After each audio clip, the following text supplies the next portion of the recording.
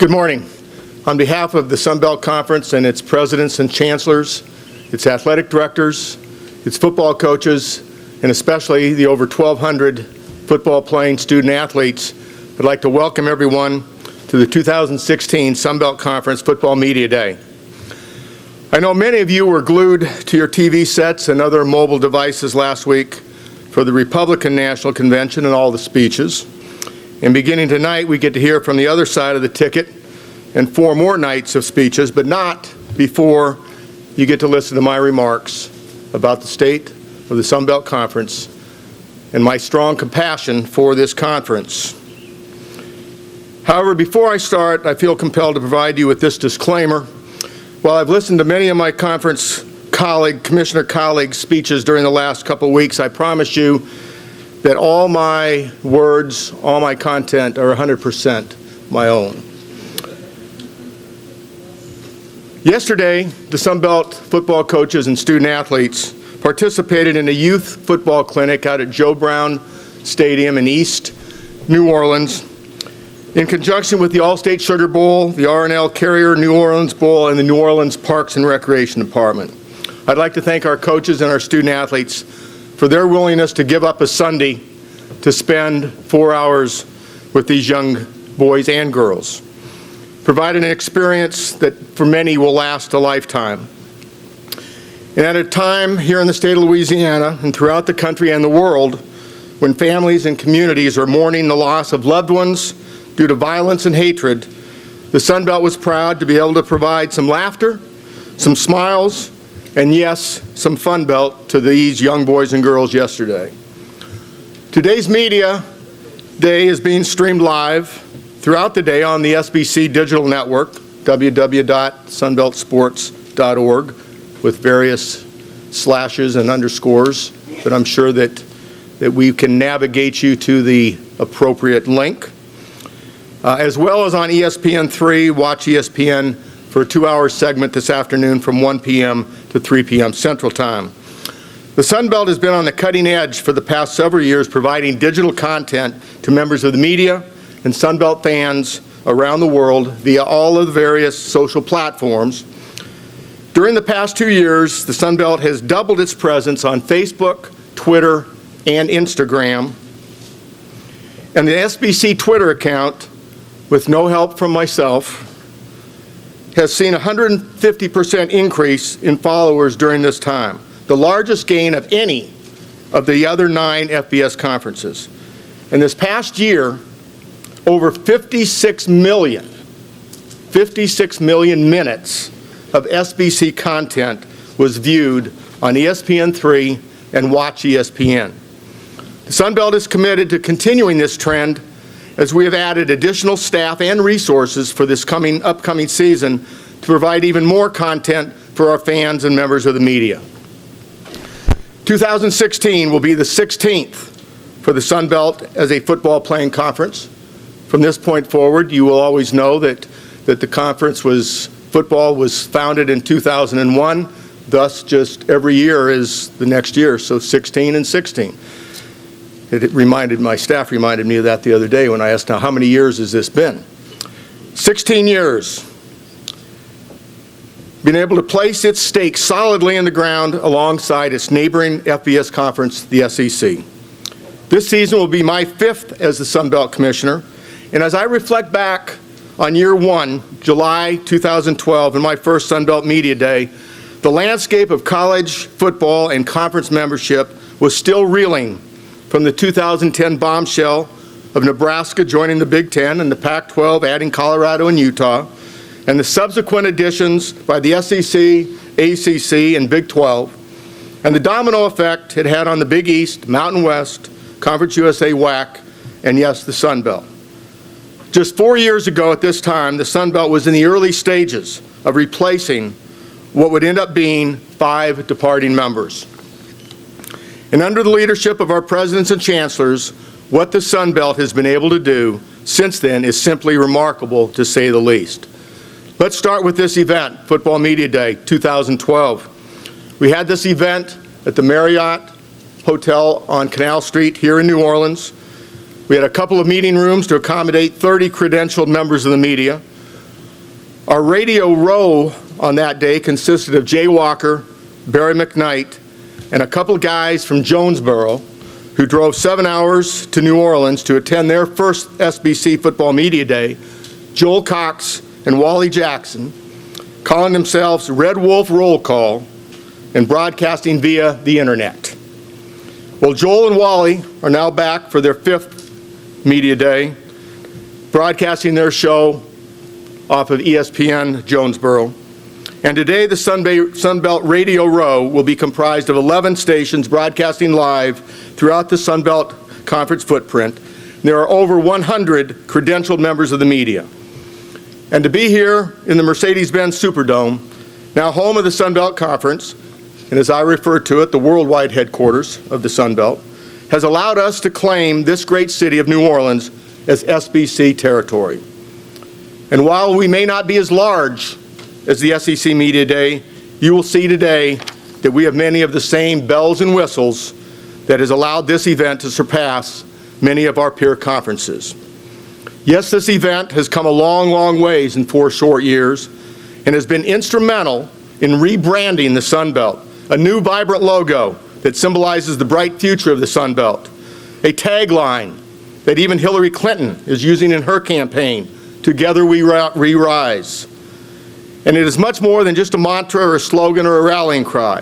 It truly represents the universities that now comprise the Sun Belt, all rising academically and athletically as they take their place alongside their peer universities in the states where they are located.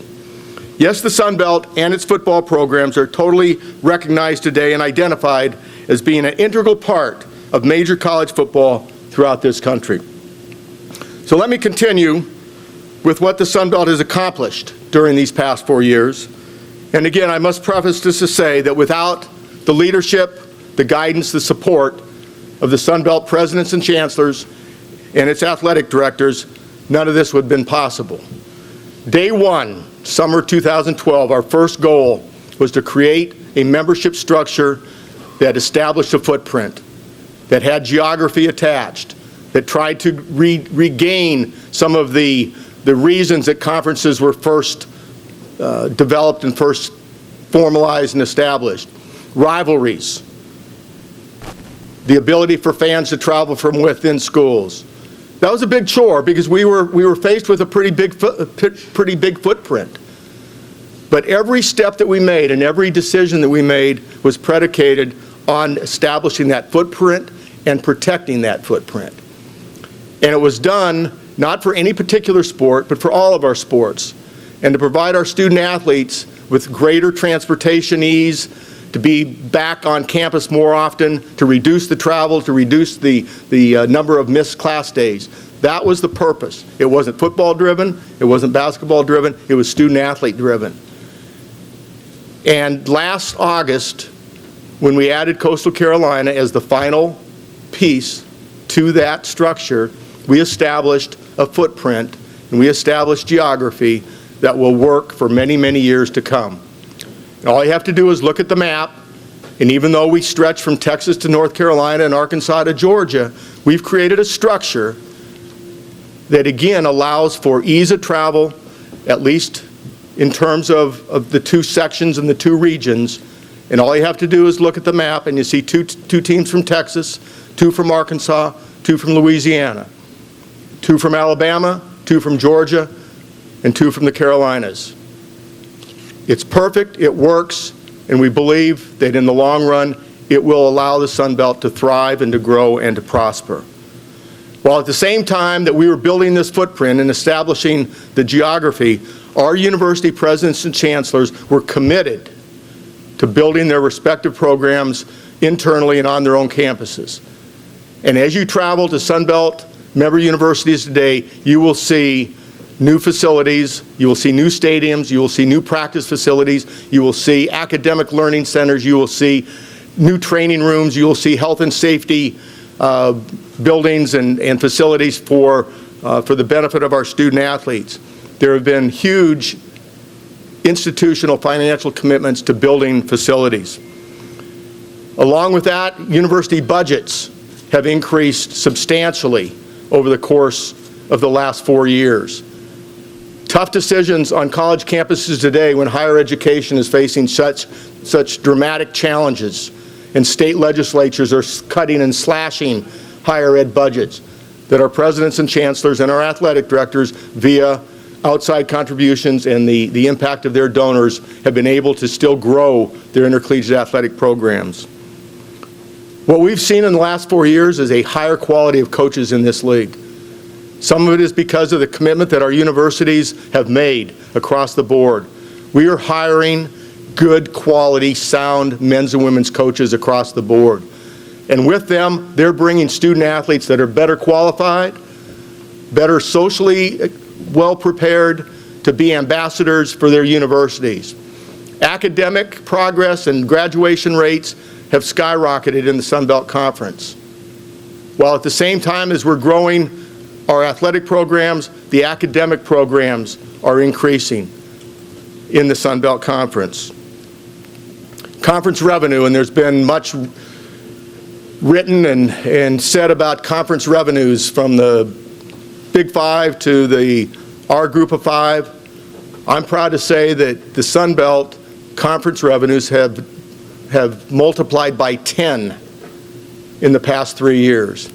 And that means that the year-end distribution checks that the Sun Belt writes to our member universities is well over $1 million per year, when historically it has been less than $100,000 a year. That is a significant step in that the conference is providing financial support to our member universities. This is a signal that the conference, that the Sun Belt, is a legitimate FBS conference. Non-conference scheduling. I went back last year and looked at my remarks from last year and the aftermath headlines. Benson says we need to reduce our games against the Power 5 conferences. We need to increase our games against our peer conferences. That strategy is working. And again, it's not done without financial commitment on our individual campuses. This year we will play 2 less games against the Power 5. We will play 2 more games against our peer conferences. That's the model, that's the non-conference strategy that we need to allow our football programs and our student athletes an opportunity to succeed, an opportunity to achieve, an opportunity to rise in the standings and rise in the polls, and to be part of major college football. In 2012, an ESPN contract that called for 7 or 8 regular season games to be televised on their linear networks. We entered into the era of ESPN3, and we saw those numbers skyrocket to the point that last year every home football game was available for fans and viewers on some mode of televised production, whether it was linear or digital. And again, this year, every Sunbelt home football game will be available. As you know, we're finally able to start tracking viewers and tracking ratings. And what we're seeing with ESPN3 telecasts, that the ESPN3 telecasts are getting closer and closer to mirroring some of the telecasts on ESPNU or ESPN News or even ESPN2.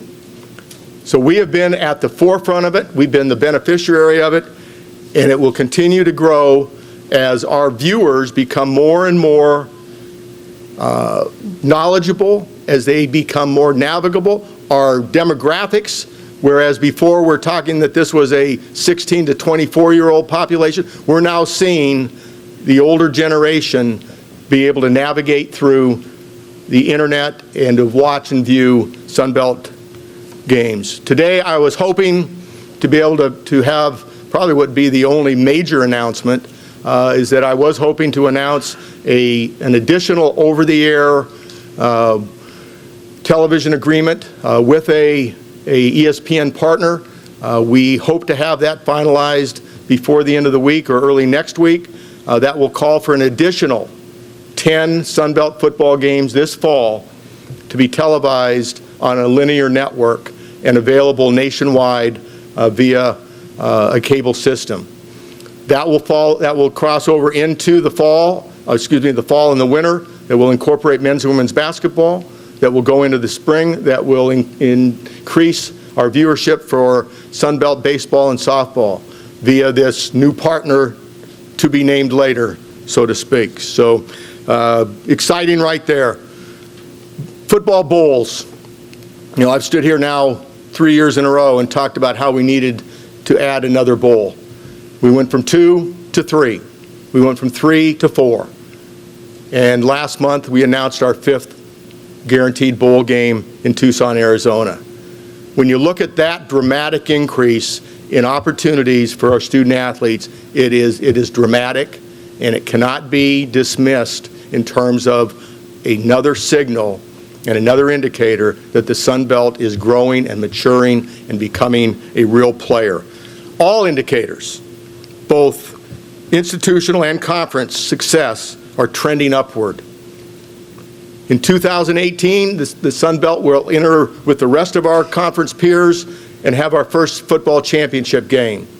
Details still to be worked out. Probably don't have any more information available than I did back in June when we made that announcement. But it is something that has already caught the buzz. I've done 3 radio interviews already this morning. Every one talked about 2018 and what the championship game would look like. Again, not to take up time this morning, but I'm more than happy to share with any of you off the stage in terms of what has been accomplished, but no announcements today regarding the structure or the elements of that, except that really marks and will mark the beginning of truly the next generation and the next era for the Sun Belt Conference. And now that I know that you can tie the history of the Sun Belt to the year, that in 2018, that will be our 18th anniversary. So coming up on 20 and very, very quickly. So all in all, the Sun Belt, as I mentioned, is trending upwards. Coastal Carolina's membership in the Sun Belt has had immediate impact. Their national championship game back in June in Omaha brought attention to the Sun Belt, and what a tremendous and spectacular performance by the Chanticleers. Not only do they bring one of the most unique nicknames and mascots into the Sun Belt, they bring a national championship. And what it has said and what the message that it has given to all Sun Belt teams and student athletes is that it's possible, and it will be possible, for a Sun Belt team to play on the big stage and to play for a national championship. And as we begin the 2016 football season, so why not 2016 is the year that the Sun Belt champion plays in Dallas, January 2nd, in the Goodyear Cotton Bowl in the AT&T Stadium. Why not the Sun Belt in 2016? 2 weeks ago, as I began preparing my remarks for today, I was relieved that I would not have to address or comment on the future of the Sun Belt membership. However, with last week's Big 12 announcement that it would likely expand its membership has once again caused speculation and rumors about conference membership throughout the 9 other FBS conferences. Again, earlier today, 3 radio programs, 3 questions. Benson, what does this mean? What impact will this have for the Sun Belt? I received several of those media inquiries last week asking that same question, and I replied last week that I would delay any comment until today.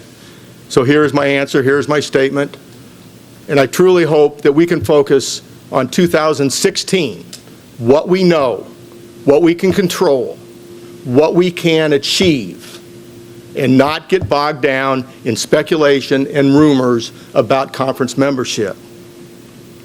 So here is my prepared statement. As I mentioned earlier in my remarks, the Sun Belt has created a membership structure that is positioned for success. When I took this job in 2012, my goal was to build a membership model for the Sun Belt that would provide our members all they needed to maximize their own university goals and aspirations while under the Sun Belt umbrella. And as I stated earlier, I believe that has been accomplished. And as the current membership grows their respective athletic programs, the Sun Belt will thus become stronger. And those conference assets that I mentioned before will become even more valuable. And our member universities will thrive under the Sun Belt umbrella. Obviously, if the Big 12 or SEC or ACC made that phone call to a Sun Belt president or chancellor, he or she would be foolish not to have that discussion. However, I've said more than once that I will know when the Sun Belt has reached a level of sustainability and stability is when a phone call comes from the president or chancellor of one of the Sun Belt's peer conferences to a Sun Belt president or chancellor. The answer will be, thank you very much, but my university is very happy right where we are in the Sun Belt Conference. And that is exactly where I believe the Sun Belt is today. Very satisfied, very content, and thriving under the Sun Belt umbrella and on the verge of greatness. Before I entertain any questions, I would like to acknowledge several individuals in attendance who you may wish to speak to at the 9:30 hour. Steve Shaw, the supervisor of officials for both the SEC and the Sun Belt. This has been an absolute home run for the Sun Belt. Under Steve's leadership, Sun Belt officiating has done exactly all the things that we're striving for, and that's to get better. And our officials are better. Our coaches recognize it. I don't get as many calls on Monday morning from your irate fans. I don't get as many calls from irate athletic directors or presidents and chancellors. I wish I could say I don't get any, but I get fewer. And I believe that we have had credibility and that it will continue to grow. We have just extended our arrangement with the SEC into the future. The 3-year experiment is now over, and this is something that will be in place for many, many years to come. I will also say that now that Greg Sankey has taken over and had his 1 year under his belt, Greg and I are talking about other initiatives where the Sun Belt and the SEC can collaborate and make our programs better. I fail to say that the SEC officiating has gotten better because of this partnership as well. So Steve will be available at a station at 9:30. In addition, we have our Sun Belt Bowl partners in attendance, Billy Ferrante from the R&L Carrier Bowl, Jerry Silverstein from the Mobile Bowl, Johnny Williams, the Raycom Camellia Bowl, Alan Gooch, the Cure Bowl, and our newest bowl partner, Mike Fader, from the Nova Home Loan Tucson Bowl. Mike returns to New Orleans for the first time since post-Katrina. Mike was a longtime employee for the New Orleans Saints. And Mike, we welcome you back to New Orleans, and we welcome the Tucson Bowl to our group of bowls. So those gentlemen will be available. Also representing some of the CFP bowls from the Fiesta Bowl, Justin Brickner is here with us. As you know, the Fiesta Bowl, the Cotton Bowl, the Peach Bowl are the designated bowls that the champion of the group of 5 will funnel through. This year, year 1 was the Fiesta Bowl with Boise State. Year 2 was the Peach Bowl with the University of Houston last year. And as I said, the Cotton Bowl has the Sun Belt name written all over it. So Marty McGinnis and Andrew Klingsborn, the Sun Belt is ready for Dallas on January 2nd. Many of our athletic directors are in attendance. Scott Farmer, University of Louisiana Lafayette. Joel Erdman, South Alabama. Larry Tice, Texas State University. Larry is also the Sun Belt representative to the NCAA Council, which is now the NCAA's governance primary governance body, its principal body. Larry represents the Sun Belt on that. And they have some upcoming meetings, and those of you that follow some of the NCAA governance may have questions for Larry, but Larry will be available throughout the day as well. Jeremy McLean from Troy University, Matt Hogue, our newest athletic director from Coastal Carolina, and I don't know if it's Matt or President DeCenzo that's taken responsibility for Coastal's national championship, but I'll have to say that when they first pitched me on Coastal Carolina, neither one of them said that we're bringing a national champion with them. But Matt, congratulations on your immediate impact. And finally, Mario Mocha from New Mexico State is in attendance as well today. At this time, we are running on a pretty tight time frame, but I think we do have some time for Q&A, and there will be some roving mics out there for Q&As. I will be around throughout the morning up through 5 o'clock this afternoon for any one-on-ones or additional clarifications or information. Let's get started with Q&A. Please wait for the microphone to come around. Name and affiliation. If you've got a question, raise your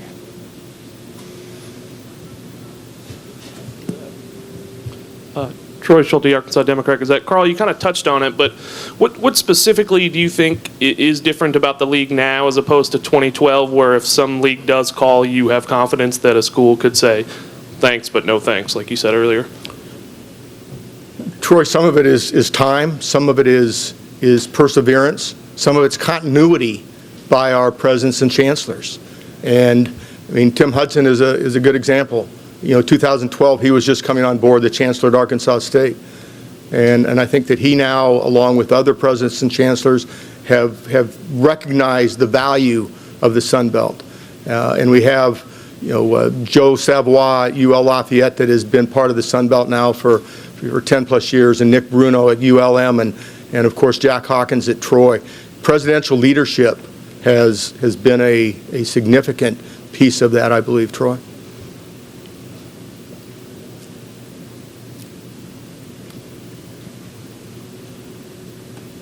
Hi there, Bob Ekhayeri, Reddit's college football section. I have a quick question. You touched on the idea of adding new televised games. When you're looking at expanding the Sun Belt into more games on television, what are you valuing more? Is it more exposure or cash value for the members?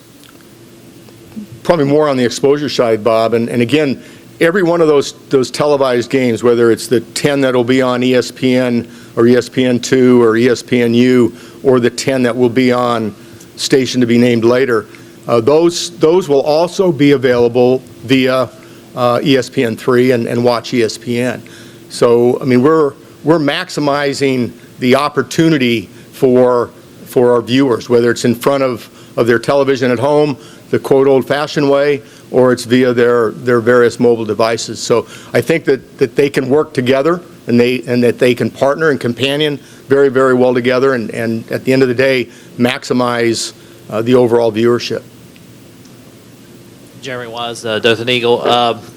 With the new upcoming deal, and I know you probably might kick this down the road, will this lift Sunbelt over Conference USA as far as shared revenues between the schools? How much is cut off to each school via the television contract? You know, I'm not going to try to compare us to our peers, except that we are trending upwards. We are trending upwards, and our members have seen a significant increase in that year-end check that comes from the Sun Belt Conference, and I think that's all we need to say. And is there anything that the Sun Belt can do to continue to strengthen the membership, just in case the domino effect comes down from the Big 12? I think that what we've done over the course of the last 4 years has solidified it, and that you know, I'm confident again that if that domino or trickle down, you know, begins, that it won't touch the Sun Belt.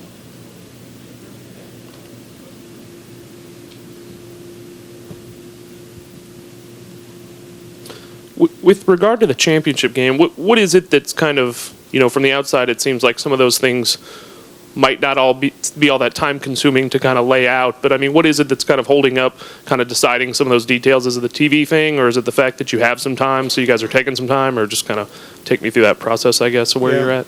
The TV piece will be something that is important to determining what our schedules will look like, whether the game is played, you know, on a Thursday or Friday or Saturday, which have now become, the three common football evenings and football nights that college football has captured. So I think it's safe to say that our game will be played on one of those three nights. The determination whether it's two divisions or the single division, Troy, I think, again, without finalizing it, it appears that we would be headed towards the divisions just because we have so many game contracts that go beyond 2018 that call for the fourth non-conference game. Now, if we made the decision to eventually go to a single division and play 9 conference games, it would take several years to phase that in. So I think it's probably safe to say that 2018, we will be in divisions. What those divisions look like, again, I don't think there's too many options available to us. And when you look at the map and the structure of Texas State and Arkansas State and UL Lafayette and ULM on the left side of the map, and Georgia Southern and Georgia State and App State and Coastal Carolina on the right-hand side of the map, and Troy and South Alabama in the middle, I think we know where 4 teams are going to lie in the division. Those 2 teams in the middle still haven't decided. Until we know what day of the week, I think that'll impact how we build our schedule for 2018. That if we play a Thursday night championship game, what can we do to clear the previous Saturday, which would be the traditional Thanksgiving weekend? So some of those are pretty critical. We want to involve our coaches in some of these decisions. We want to involve our student athletes. We want to make this a championship experience that is similar to all of our other championships.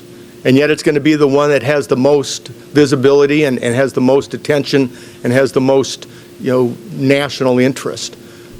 We want to get it right, yet we also want to, and I think your question about because we have time, that we're taking our time, probably is valid.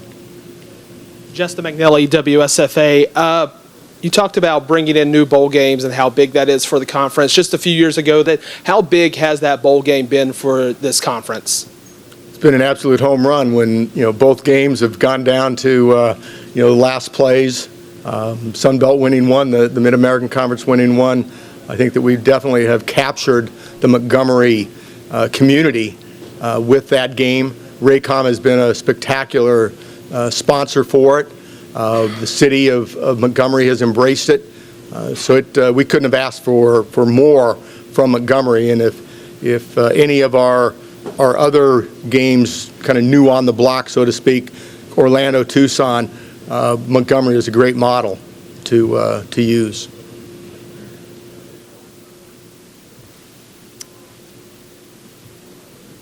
Ted Lewis with the Advocate. Carl, do you believe that the additional exposure on TV, going to 5 bowls, has that sort of leveled the playing field and perception of the Sun Belt as compared to the other G5 conferences? That, Ted, along with all the other elements that I mentioned, all the pieces that we have improved on and that we've built on. At the end of the day, it's what our teams do from first week in September to the first week in December, and the only thing that we haven't had that breakout team, and we haven't had that collective breakout season by 3 or 4 Sun Belt teams. Once we have that, then we'll be able to point to all these other pieces, and we'll be able to point to what's happened on the field. And once that happens, that perception, and it's still there, I understand that the perception is still there. Perceptions aren't real, and in this case, the perception is not real. But once we perform on the field, we will be able to totally, I think, dismiss that perception. Anything else? Before we break, it's my pleasure to bring to the podium an individual who is associated with what has been talking about home runs and instant, immediate classics, so to speak. It's the college football playoff. And we talk about all the other pieces that have impacted the popularity of college football in the last 2 years now, and nothing could be more than what the college football playoff has brought to college football. And the fact that the Sun Belt is under that umbrella, and that we are able to promote ourselves as a member of the CFP, and that we have this access point that I mentioned, and that the revenues from the CFP have been a large part of why we're writing the checks that we're writing back to our member universities. The CFP has been a huge, huge success and benefit for the Sun Belt Conference. So in terms of what it has meant, or what, maybe Ted, to your question, what has been done, CFP has played a big, big part and role in it. And with us today is the COO, the man behind the scenes, the man that has put together the two very, very successful events from the college football playoff, and a friend of intercollegiate athletics for many, many, many years now, Mr. Michel Kelly. Mike.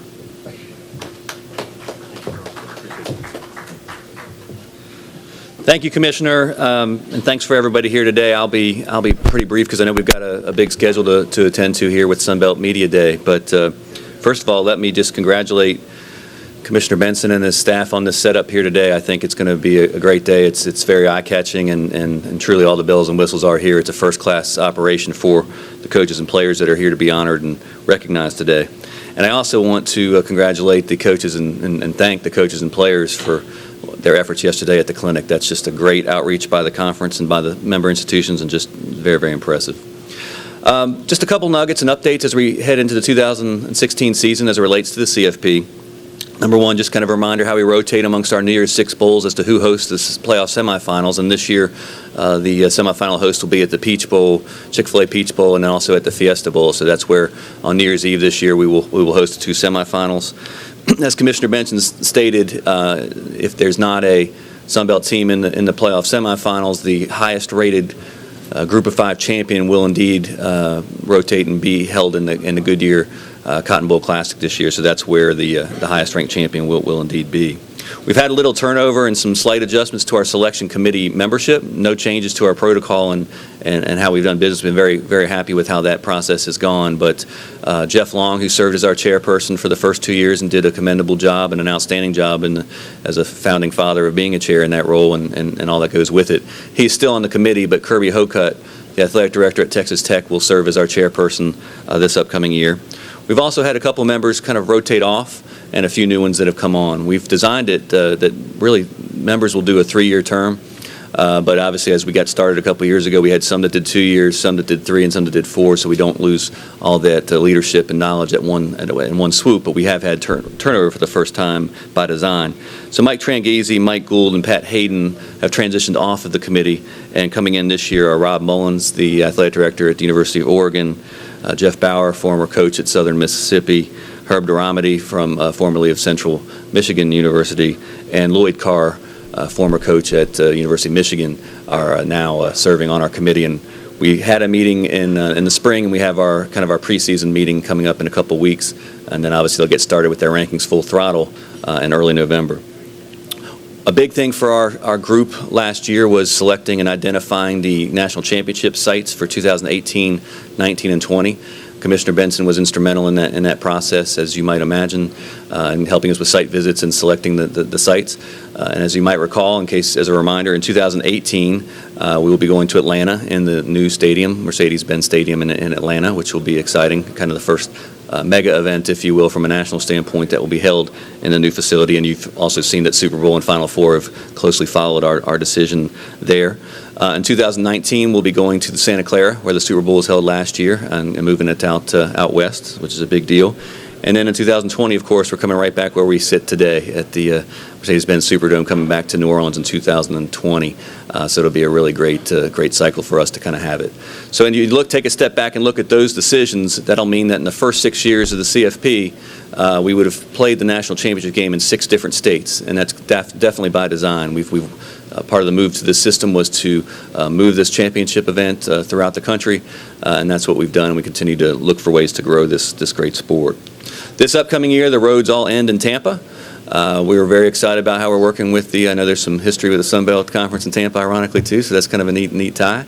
But it will truly be a coming out party for the Tampa Riverwalk. If you haven't been to Tampa recently, you haven't always been able to use the waterfront in the downtown region. And now every event that we have, our Playoff Playlist Live, our Playoff Fan Central, our Media Day, all the fan activities are all on properties and venues that are located on the river that have a waterfront view. So it'll be really, really cool for a fan experience to come upon it. And part of what we've been trying to grow, besides a first-class experience for our players and coaches, is to make sure that we have a true celebration of college football to end the season with. So whether your team's in it or not, we want fans to be able to come and really enjoy what the weekend has become.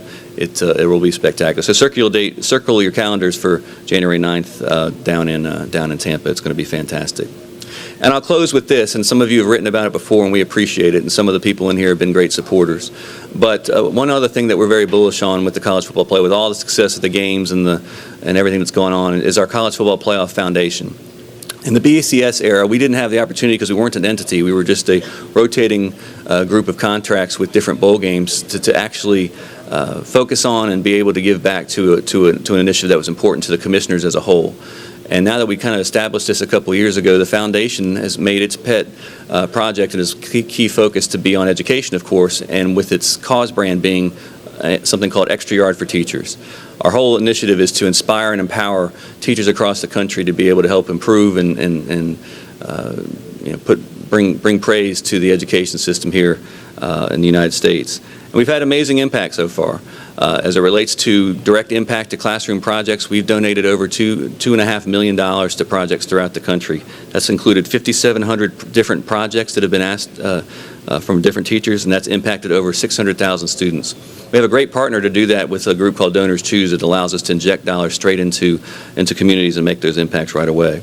We've recognized teachers. We know how important that it is. And we've had 1,500 teachers either at the National Championship Weekend or at various bowl games or at the various activations that we've seen at all 128 FBS institutions to kind of bring the focus on teaching alive, and that's been very much appreciated. And we've also donated just about 50,000 college banners of different sorts to classrooms across the country to inspire a college-going culture amongst young people that are just getting started out and may not have the reinforcement at home about college being a reality and being an aspiration, and trying to make it kind of the first step in that reality.